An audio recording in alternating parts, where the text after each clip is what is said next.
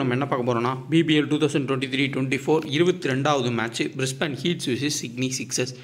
இதுக்கு முன்னாடி ஒரு மேட்ச் இருக்கும், ஹேர்பர்ட் ஹெரிகன்ஸ் விசஸ் சிட்னி தண்டர்ஸு. அதுக்கு நம்ம வீடியோ அனலைஸ் கொடுக்கல, பட் டீமுன்றது கண்டிப்பாக டெலகிராமில் கொடுப்போம். இந்த மேட்ச் 1:45 எப்பயும் போல். ஸோ ஜனவரி 1 2024 இந்த காபாவில் தான் இந்த மேட்சை நடத்த போகிறாங்க. இந்த கிரவுண்டை பொறுத்தவரையே ரொம்ப ஒரு இன்ட்ரெஸ்டிங்கான கிரவுண்டு.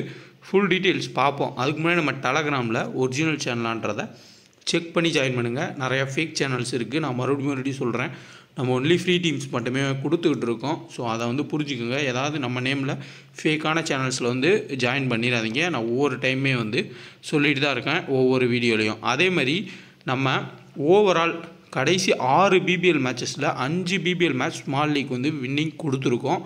ஸோ அதை நம்ம டெலகிராம்குள்ளே பார்த்தாலே உங்களுக்கு புரியும். அந்த 6 மேட்ச்சில் 5 க்ளீன் ஸ்வீப், ஒரு மேட்ச் மழையினால் பாதிக்கப்பட்ட மேட்ச். பட் அந்த மேட்ச் பெரிய அளவில் நம்ம டீமு போல், பட் ரெயின் வந்துடுச்சு. அது ரெகுலராக ப்ளே பண்ணுறவங்களுக்கு தெரியும். ஸோ 5 மேட்ச் நம்ம கொடுத்துருக்கோம் வின்னிங்ன்றது ஸ்மால் லீக்கில். அதே மாதிரி புரிஞ்சுக்கணும். ஃபேண்டசியை பொறுத்தவரையும் இப்போ நம்ம வின்னிங் வருதுன்னா வின்னிங் வரதையும் நம்ம சொல்கிறோம். அதேமாதிரி லாஸ் வரப்பையும் நான் சொல்லியிருக்கேன்.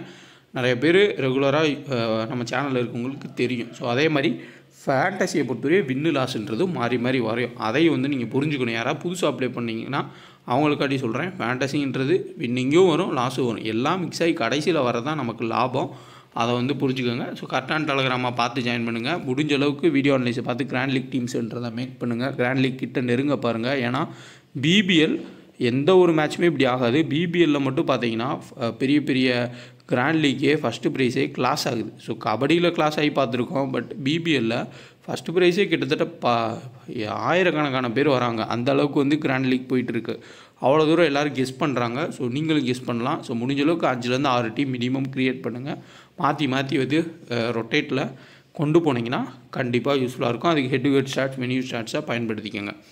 ஓவரால் இந்த கிரவுண்டில் 57 மேட்ச் நடந்திருக்கு. இதில் 29 ஃபஸ்ட் பேட் பண்ண டீமும் செகண்ட் பேட் பண்ணி 27. பட் இந்த 2023 என்ன நடக்குதுன்னா, ஃபஸ்ட் பேட் பண்ணுற டீம் தான் ஜெயிக்கிறாங்க. இந்த கிரவுண்டில் ஒரு 180 190 அடிச்சிடுறாங்க ஈஸியாக. அதுக்கப்புறம் ரிட்டன் அடிக்கிறது கஷ்டமாக இருக்காது. காரணம் என்னென்னா, செகண்ட் பேட்டிங்கில் ஸ்பின்னர்ஸ்க்கு ஹெல்ப் கிடைக்கிது. அதை பிரிஸ்பெயின் அழகாக பயன்படுத்துகிறாங்க. அதேமாதிரி சிட்னி சிக்ஸர்ஸுக்கு சப்போஸ் செகண்ட் அவங்க பவுல் பண்ணுற மாதிரி ஆப்ஷன் கிடச்சுன்னா, ஒரு டோட் முருப்பியோ அப்படி இல்லாட்டி ஸ்டீவோ கைஃபோ ஆடினாங்கன்னா மிகப்பெரிய ஒரு ட்ரம் கார்ட் பிக்காக இருப்பாங்க. அதையும் பார்த்துக்கோங்க. ஹெட் டு ஹெட்டில் 12 முறை வின் பண்ணியிருக்காங்க சிட்னி சிக்ஸர்ஸ். ஹீட்ஸ் 5 முறை ஜெயிச்சிருக்காங்க. அதேமாதிரி பேட் பால் 11 யூசர்ஸ் யாராவது இருந்தீங்கன்னா நோட் பண்ணியிருப்பீங்க. இந்த கம்மிங் சூனு ஸ்டேட்யூன்ன்றது என்னென்னா, சுத்தமாக உங்களுக்கு எந்த ஒரு ஜிஎஸ்டியுமே அப்ளிகபிள் எதுவுமே கிடையாது.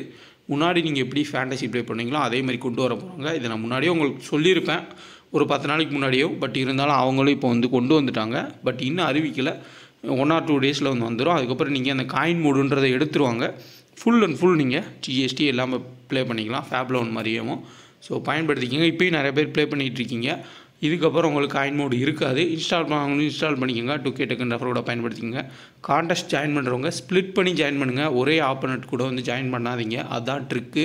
ஓரளவுக்கு நல்ல டீம் போட்டால் ஈஸியாக ஜெயிக்கலாம். ஆனால் ஒரே ஆப்போனட் கூட நீங்கள் எல்லா கான்டெஸ்ட்டும் ஜாயின் பண்ணிங்கன்னா, சப்போஸ் அந்த ஆப்போனட் ஒரு ஹையஸ்ட்டு ரிஸ்கி டீம் எடுத்து அது கிளிக் ஆகிடுச்சுன்னா லாஸ் ஆயிரும்.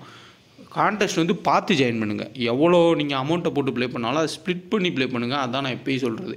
ஒரே கான்டெஸ்ட்டில் போயெலாம் நம்பி உட்காரக்கூடாது. ஏன்னா அது கிராண்ட் லீக்ஸில் மட்டும்தான் அப்படி நம்ம பண்ணணும். ஸ்மால் லீக்கில் முடிஞ்ச அளவுக்கு உங்கள் அமௌண்ட்டை ஸ்ப்ளிட் பண்ணணும், வேறு கான்டெஸ்ட்டில் ஜாயின் பண்ணணும். அதுக்கு டெலகிராமில் நம்ம ஸ்க்ரீன்ஷாட்ஸ்லாம் போஸ்ட் பண்ணியிருப்போம். அதை பார்த்தாலே உங்களுக்கு ஐடியா கிடைக்கும். சிட்னி சிக்ஸர்ஸில் வின்சி கொஞ்சம் ஃபார்முக்கு திரும்பியிருக்காரு. ஜாஸ் பிலிப்பி ஓரளவுக்கு டீசெண்டாக எப்போயுமே டச்சில் தான் இருக்கார். இப்போ ப்ளஸ்ன்னு பார்த்தோம்னா, மைக்கேல் நாசிர் போன சீசன் மாதிரி பெர்ஃபார்மன்ஸ் பண்ணலை. அவருக்கு 2 ஓவர் தான் கொடுக்குறாங்க, அதுக்கு மேலே கொடுக்கவும் மாட்டுறாங்க. இனிஷியல் ஸ்விங் கட் ஆயிடுச்சுன்னா அவரை எடுத்துடுறாங்க. அதை பயன்படுத்தி பிலிப்பியும் வின்சியும் ஓரளவுக்கு நின்றுட்டாங்கன்னா ஒரு நல்ல ஸ்கோர் போகிறதுக்கு வாய்ப்புகள் ரொம்ப ரொம்ப அதிகம். பேட்டர்சனே எல்லா மேட்ச்லாம் நம்ப முடியாது 20 ரன் 30 ரன் அடிப்பாருன்னு. ஃபஸ்ட் பால் டக் அவுட் ஆகிட்டு போகிறதுக்கு கூட வாய்ப்புகள் ரொம்ப ரொம்ப அதிகமாகவே இருக்குது. So Josh Philippe Vince maybe இந்த மேட்ச் கிளிக் ஆகிறதுக்கு சான்ஸ் ரொம்ப அதிகம். மினிமம் ஒரு 30 ரன்னுக்கிட்ட ஸ்கோர் பண்ணாங்கன்னா கூட சூப்பர் ஆப்ஷனு.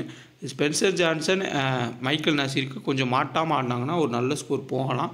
அதேமாதிரி விக்கெட்டுமே பேட்டிங்க்கு தான் சாதகமாக இருக்கும். இப்போ சிக்னி சிக்ஸர்ஸ் வந்து ஃபஸ்ட் பேட் பண்ணுறாங்கன்னா இவங்க 2 பேருமே 30+ போங்கன்ற மாதிரி உங்கள் டீம்ஸை செட் பண்ணுறப்ப செட் பண்ணிக்கோங்க. சப்போஸ் சேசிங் வராங்கன்னா மேபி யாராவது ஒரு ஆள் ஃப்ளாப் ஆவாங்க. ஏன்னா பிலிப்பி சேசிங்கில் நிறைய டைம் அவுட் ஆகி பார்த்துருக்கோம். ப்ளஸ் சேசிங்கில் தான் மைக்கேல் நாசிர் பயங்கரமாக பாலை ஸ்விங் பண்ணுவார். அண்டர் லைட்ஸில் வேறு லெவலில் ஸ்விங் ஆகும். ஸோ ஃபஸ்ட்டு பேட் பண்ணால் கிளிக்கு, செகண்ட் பேட் பண்ணால் ஒரு சில டீம்ஸில் ஃப்ளாப் ஆகுங்கிற கான்செப்டில் எடுத்துக்கோங்க. ஸோ ஜார்டன் சில்க்கு இம்பார்ட்டண்டான பிளேயர். டாப்பில் ஃப்ளாப் ஆகிறாங்க அப்படின்னாலே மிடில் ஆடிடுவார். அவருமே கடைசி ஒரு 2 மேட்ச் டச்சில் இல்லை. சப்போஸ் ஃபஸ்ட்டு பேட் பண்ணால் ஜார்டன் சில்க்கை இந்த கிரவுண்டுக்கு ஒரு சூட்டபிளான பிளேயரை நம்ம எடுத்துகிட்டு போகலாம். சேசிங் வராருன்னா கொஞ்சம் டவுட்டு. காரணம் என்னென்னா ஜார்டன் சில்க்கு ஸ்பின்னர்ஸ்க்கு தடுமாறி அவுட் ஆவார். ஆஃப் ஸ்பின்னர் கிடையாது. ஒரு லெக் ஸ்பின்னரோ இல்லை ஒரு லெஃப்ட் ஆர்ம் ஸ்பின்னரோ போட்டு அவுட் ஆகி நம்ம நிறைய டைம் பார்த்துருக்கோம். ப்ளஸ் செகண்ட் போல் பண்ணுறப்போ ஸ்விப்சனும் சரி மேத்யூ குன்மேனும் சரி இந்த கிரவுண்டில் சூப்பர் பர்ஃபார்மன்ஸ் கொடுத்துருக்காங்க. அப்போ ப்ரெஷரில் வரப்போ ஜார்டன் சில்க் கிளிக்காகிறதுல டவுட்டுன்றது இருக்கும். அதேமாதிரி இந்த 2 பேருமே செகண்ட் போல் பண்ணால் எடுத்துக்கோங்க. கண்டிப்பாக டாப்பில் விக்கெட்ஸை எடுத்து கொடுப்பாங்க. அதுக்கப்புறம் மிடில் தான் பேட்டிங் வந்து நிற்கும். சாலிடாக செகண்ட் பவுல் பண்ணுறப்போ இந்த 2 பேருமே மிகப்பெரிய ஒரு கீ பிளேயர்ஸாக இருப்பாங்க.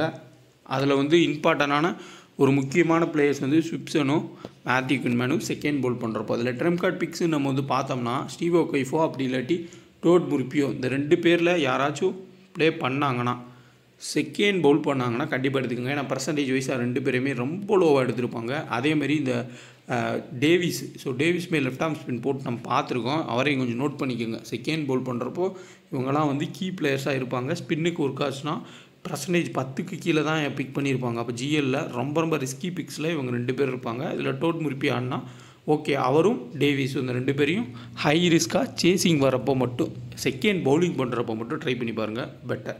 இதில் சேஃப் ஆப்ஷன்ஸ் உங்களுக்கே தெரியும். ஹென்ரிகேஸு பவுலிங்கும் போடுறாரு, பேட்டிங் இருக்குது. எட்வர்ட்ஸும் சேமு, சானா பட்டு சேமு, பென் டார்வஸும் சேம்.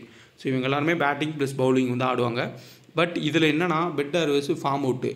அந்த ஃபார்மும் ஜாக்சன் பேர்டுக்கு கிடச்சிருக்கு.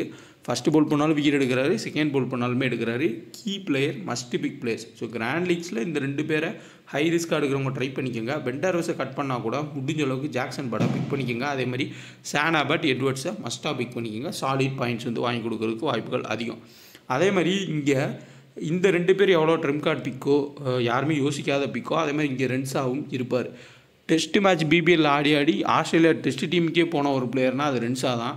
அதனால் கண்டிப்பாக சப்போஸ் ஏர்லி விக்கெட்ஸ் போகுது, ஓரளவுக்கு மிடில் வருதுன்னா ரென்ஸாவும் யாரும் அவ்வளோவா ரிஸ்க் எடுத்து பிக் பண்ண மாட்டாங்க. கிராண்ட் லீக்கில் ட்ரை பண்ணி பார்க்கலாம்.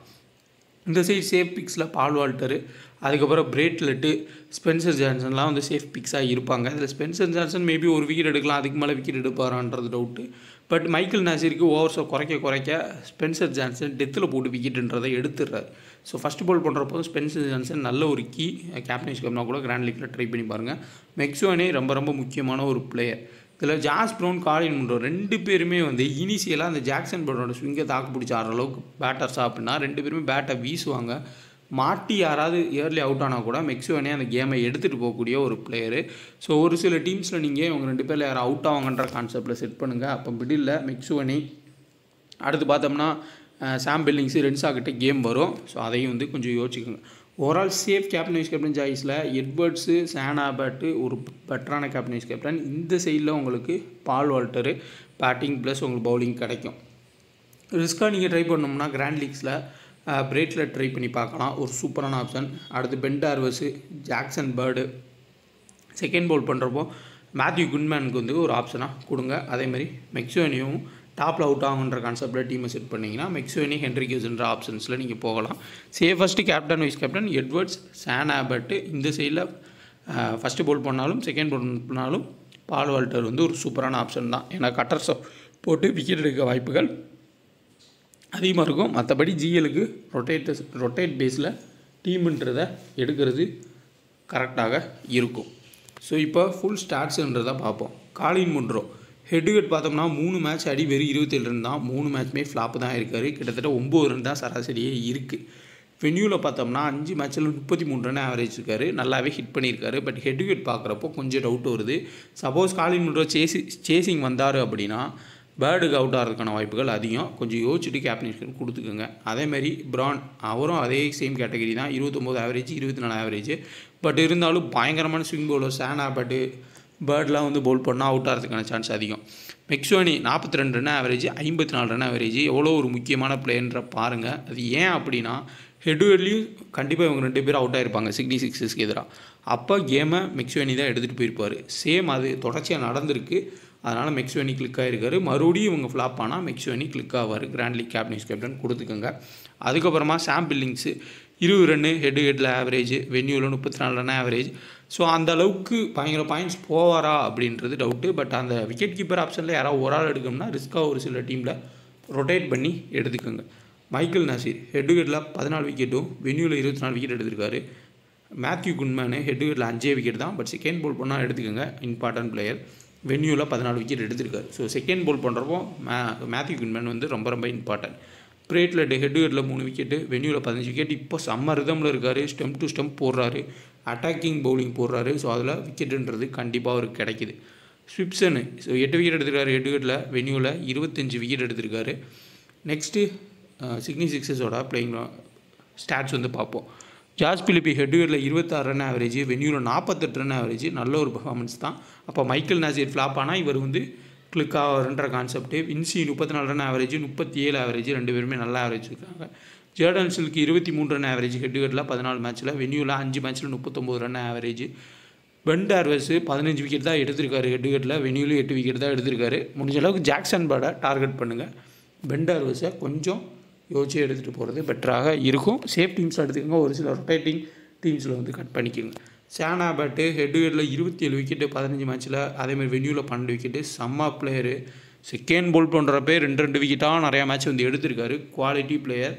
அதே மாதிரி ஜாக்சன் பேர்டு ஹெட் டு ஹெட்டில் 9 விக்கெட், வென்யூவில் 6 விக்கெட். பட் இப்போதைக்கு ரிதம் படி டெத்துலேயும் கொடுக்குறாங்க, டெத்துலேயும் விக்கெட்டுன்றதை எடுக்கிறாரு. எட்வர்ட்ஸு உங்களுக்கு தெரியும், பேட்டிங் வந்தாலும் 20 ரன் ப்ளஸ் ஆடிடுறாரு. அதேமாதிரி கட்டர்ஸை போட்டு விக்கெட்டுன்றதை எடுத்துடுறாரு. ஸோ இப்போதைக்கான டீம் இதுதான். Edwards captain, Paul Walter vice captain, McSweeney, Henriques இவங்க எல்லாருமே டபுள் ஆப்ஷனு. அதேமாதிரி Bartlett, Sean Abbott, Jackson Bird, Matthew Kuhnemann, Vince, Munro, Josh பிலிப்பின்னு எடுத்திருக்கேன். ஸோ ஆன் டைமில் மாத்திர மாதிரி இருக்கும். பிச் ரிப்போர்ட்டுக்கு ஏற்ற மாதிரி நீங்கள் கிராண்ட் லீக்கில் ரொட்டேட் பண்ணிக்கோங்க. ஃபேப்லோன் ஆப்பை இன்ஸ்டால் பண்ணிக்கோங்க. ஜிஎஸ்டியே கிடையாது. இதே மாதிரி ஒரு ஆப்ஷனை பேட் பால் ஒன்லி கொண்டு வர போகிறாங்க. காயின் மோட எடுக்க போகிறாங்க. ஸோ ப்ளே பண்ணி பாருங்கள். ஸோ ஃபேப்லோன் சூப்பரான ஒரு ஆப்பு, பெரிய ஆப்பு, நிறையா வின்னிங் ப்ரைஸ்ன்றதை கொடுப்பான். வீடியோ பிடிச்சா லைக் பண்ணுங்கள், ஷேர் பண்ணுங்கள். மறக்காம நம்ம சேனலை சப்ஸ்கிரைப் பண்ணி டெலகிராம் ஜாயின் பண்ணிக்கோங்க. டிஸ்கிரிப்ஷனில் லிங்க் இருக்குது. 2K டெக்குன்ற ரெஃபர் கூட பயன்படுத்தி ஃபேப்லோனை இன்ஸ்டால் பண்ணிக்கோங்க. போனஸும் கொடுப்பாங்க, அதையும் நீங்கள் யூஸ். ஸோ லாஸ்ட்டு மேட்ச் வந்து நம்ம வீடியோ போஸ்ட் பண்ணியிருப்போம். அதில் வந்து நான் ஒரு தெளிவான ஒரு டீமுக்கு ஐடியான்றது கொடுத்துருப்பேன். ஸோ 6 ஆல்ரவுண்டர் எடுத்து ஆல்ரவுண்டர் பேஸில் கேப்டன் கேப்டன் கொடுங்க. எத்தனை பேர் நோட் பண்ணிங்கன்னு தெரியல. பவுலிங் பேஸில் கேப்டன் கேப்டன் கொடுங்க, பவுலர்ஸ் அதிகமாக எடுத்தால். இல்லை பேட்டர்ஸில் பேட்டர் பேஸில் கேப்டன் வைஸ் கேப்டன் கொடுங்கன்னு சொல்லியிருப்பேன். ஸோ அதே மாதிரி அந்த மேட்ச்சில் கிட்டத்தட்ட ஆல்ரவுண்டர் 6 பேத்தில் 4லேருந்து 5 பிளேயர் வந்து நல்ல பாயிண்ட்ஸே வாங்கி கொடுத்தாங்க. ட்ரீம் டீம்லேயுமே வந்தாங்க. அவங்களுக்கு பிட்வீனில் கேப்டன் வைஸ் கேப்டன் கொடுத்தா மேக்ஸ்வெல், மேத்யூ ஷாட்டு, பெப்ஸ்டரு, ஸ்டாயினிஸு எல்லாருமே கிளிக்கு. ஸோ அவங்களுக்கு இடையில கேப்டன் வைஸ் கேப்டன் கொடுத்து அதில் ஒன்று மிஸ் பண்ணியது என்னென்னா கிறிஸ்லின்னு மேக்ஸ்வெல் தான் வந்து அதிகமான பாயிண்ட்ஸு அவங்களுக்குள்ள கேப்டன் வைஸ் கேப்டனாக வந்திருந்தாங்க நம்பர் 1 டீமில். ஸோ அதே கான்செப்டில் ஆல்ரவுண்டரில் வைஸ் கேப்டனாக கொடுத்து ஒரு பேட்டருக்கு வைஸ் கேப்டன் இல்லாட்டி பவுலருக்கு ஒரு வைஸ் கேப்டனை கொடுத்து பாருங்கள். அதை வந்து சொல்லலை நான் லாஸ்ட்டு. பட் ஆனால் அந்த ஆல்ரவுண்டருக்குள்ளேயே நீங்கள் கேப்டன் வைஸ் கேப்டன் கொடுத்துருந்தா கூட அந்த டீமை செட் பண்ணி அதுலேயுமே வந்து நல்ல ப்ரைஸ்ன்றது எடுத்துருக்கலாம். அதே மாதிரி பவுலிங் பேஸ்லேயும் நீங்கள் கேப்டன் வைஸ் கேப்டன் கொடுக்கணும், ஒரு டீமை வந்து செட் பண்ணிக்கோங்க. அப்போ பவுலிங் பேஸில் நீங்கள் கேப்டன் வைஸ் கேப்டன் கொடுத்தீங்கன்னா டாப்பில் பேட்டர்ஸ் வந்து கொஞ்சம் ஃப்ளாப் ஆவாங்கன்ற கான்செப்ட், ஏதாவது ஒரு பேட்டர் தான் கிளிக் ஆகுன்ற கான்செப்டில் போகும். இல்லை பவுலர்ஸ் வந்து பியூர் பவுலர்ஸ் விக்கெட்ஸ் எடுக்க மாட்டாங்க, ஆல்ரவுண்டர் பேட்டர்னு தான் மேட்ச் போகும்னா ஆல்ரவுண்டர் பேட்டர்ன்ற கான்செப்டில் ஒரு டீமை வந்து செட் பண்ணுங்கள். அப்போ நல்ல ஒரு பேட்டிங் விக்கெட்டுன்றத கான்செப்டில் இருக்கும். அப்போது ஆல்ரவுண்டருக்கும் பேட்டருக்கும் கேப்டனைசேஷன் கொடுத்து பார்க்கலாம். இல்லை ஆல்ரவுண்டருக்குள்ளே கொடுக்கலாம், இல்லை பேட்டர்ஸ்க்குள்ளே கொடுக்கலாம். இந்த மாதிரி ரொட்டேஷன் பேஸில் கேப்டனைசேஷன் கொடுங்க. மினிமம் 2-3 ரொம்ப ரொம்ப லோ பர்சன்டேஜான பிளேயர்ஸை எப்போயுமே உங்கள் டீம்ஸில் எடுத்து வச்சுக்கோங்க. ஏன்னா டாப் பிளேயர்ஸ் யாராக கண்டிப்பாக ஒரு மேட்ச்சுக்கு 2 பேர் ஃப்ளாப் ஆவாங்க. அப்போ கண்டிப்பாக அந்த ரொம்ப ரொம்ப கம்மியான பிக் பண்ணப்பட்ட பிளேயர்ஸ் உள்ளே இருப்பாங்க. சப்போஸ் இவங்க 2 பேர் நல்ல பர்ஃபார்மன்ஸ் பண்ணுறாங்க, இப்போ ஹை பிக்காக வந்து ஷான் ஆபர்ட்டு அதுக்கப்புறம் பிரேட்லெட்லாம் இருப்பாங்க. இந்த இடத்துல ஒரு டேவிஸோ அப்படி இல்லாட்டி ஸ்டீவ் ஒக்கைஃபோ இந்த மாதிரி ஆட் பண்ணுறப்போ இவங்க நல்ல பர்ஃபார்மன்ஸ் பண்ணி இவங்க எல்லோரும் 2 ட்ரம் கார்டு பிக்ஸ் உள்ளே இருந்தால் நீங்கள் கிராண்ட் லீக்கில் நல்ல பொசிஷன் போகலாம். இதை தொடர்ச்சியாக வந்து முடிஞ்ச அளவுக்கு எல்லா டீம்ஸ்லேயும் ட்ரை பண்ணி பாருங்கள். நானும் முடிஞ்ச அளவுக்கு வீடியோலையும் சொல்கிறதுக்கு ட்ரை பண்ணுறேன். ஸோ லாஸ்ட் மேட்ச்சில் நம்ம வந்து சொல்லியிருப்போம், அதை நோட் பண்ணியிருந்தீங்கன்னா உங்களுக்கு புரியும். அந்த ஆல்ரவுண்டர் பேஸ்லேயே வந்துச்சு. ஏன்னா நான் எக்கச்சக்கமான பேர் வந்து ஸ்டாய்னிஸை ட்ராப் பண்ணாங்க. பட் ஸ்டாய்னிஸோட ஸ்டாட்ஸை சொல்லாமே நான் சொல்லியிருப்பேன். ஹாரிஸ் ஷ்ரஃப் வந்து கிடையாது. அவருக்கு பதிலாக ஸ்டாய்னிஸ் டெத்தில் போட்டு விக்கெட் எடுக்க கூட வாய்ப்பு இருக்கும். ப்ளஸ் ஹிட் பண்ணவும் சான்ஸ் இருக்கணும். அதே மாதிரி விக்கெட் எடுக்கலை, பட் பயங்கரமான ஒரு ஹிட்டிங்கை கொடுத்தாரு. அவர் ஆல்ரெடி அதே கிரவுண்டில் 2022லேயுமே வந்து அடிலைட் ஸ்ட்ரைக்கர்ஸுக்கு எதிராக பயங்கரமான ஒரு ஹிட்டிங் கொடுத்தாரு. அதில் தான் நம்மளும் வந்து ஒரு பெரிய வின்னுன்றதை எடுத்திருந்தோம். டேஷி ஷாட்டு ஃப்ளாப்பு தான். பட் ஆடம் ஹோஸ் எதிர்பார்த்தது மிகப்பெரிய ஒரு ஃப்ளாப்பாக இருந்துச்சு. இங்கிலாந்து பிளேயர்ஸ் வந்து அந்த மிடில் ஆர்டர் பிளேயர்ஸ்லாம் தொடர்ச்சியாக ஃப்ளாப்பு. லாரன்ஸ் வந்து பயங்கரமான ஒரு ஹிட்டிங்கை கொடுத்தாரு. அது எதிர்பார்த்தது தான். தேவையில்லாமல் வந்து ரன் அவுட் ஆயிருந்தார். ஸோ இந்த பேட்டர் ஆல்ரவுண்டர் இல்லாட்டி ஆல்ரவுண்டர் பவுலர்ன்ற காம்பினேஷன்லேயும் மாற்றி மாற்றி காம்பினேஷன் கொடுத்துக்கோங்க.